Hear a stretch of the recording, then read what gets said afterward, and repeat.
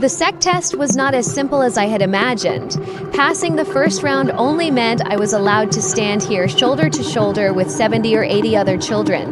The real trial was yet to come. They called it the test of conscience. To the children around me, it was nothing to fear. They were too young to have deep regrets, too innocent to be haunted by demons of the heart. But me, I was different. I had lived and died once already. I had seen betrayal, cruelty, and the cold hand of fate. So when I stepped into that illusion, I braced myself for horrors beyond imagining. Yet what greeted me was not blood, nor fire, nor the twisted face of my sister. It was mathematics. A desk, a sheet of paper, the bold words at the top, find the general formula and the sum of the first n terms. I stared at the problem in disbelief. Of all the things in this world, why had my inner demon chosen high school math? Sequences had always been my nightmare. Geometry was easy, calculus was manageable, but number sequences? They had tormented me for years, and now, here they were, waiting for me in the heart of my soul trial. I almost laughed. Perhaps it was fitting.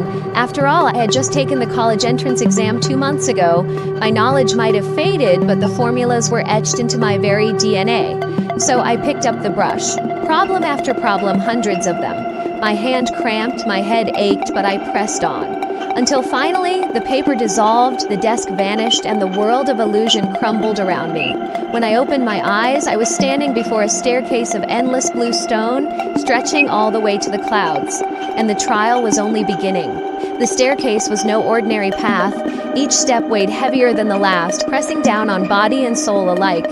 Dozens of children were already ahead of me, struggling upward. I had wasted too much time wrestling with numbers in the illusion. If I wanted to survive this test, I had to move quickly. I dropped all pretense of elegance. Using both hands and feet, I scrambled upward like an animal. My movements were clumsy, even shameful, but effective.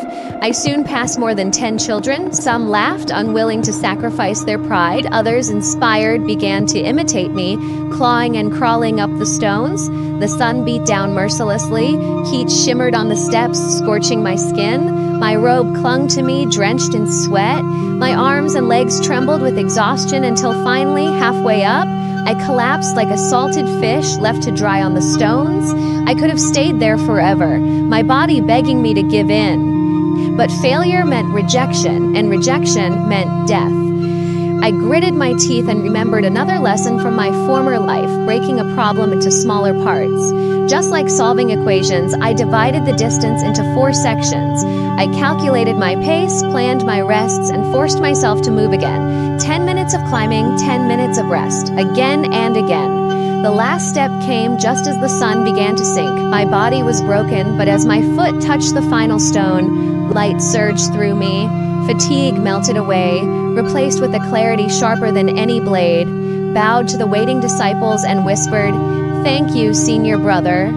For the first time, I had earned my place. When the bells of Xianxia Gate rang, the trial was over. Out of more than 100, only 70 or 80 of us had reached the summit. Among them were the so-called chosen ones, the prodigies destined for glory. The rest of us, we were merely workers, gears in the great machine of the sect, but I did not care. I had survived. An elder's voice echoed over the mountain.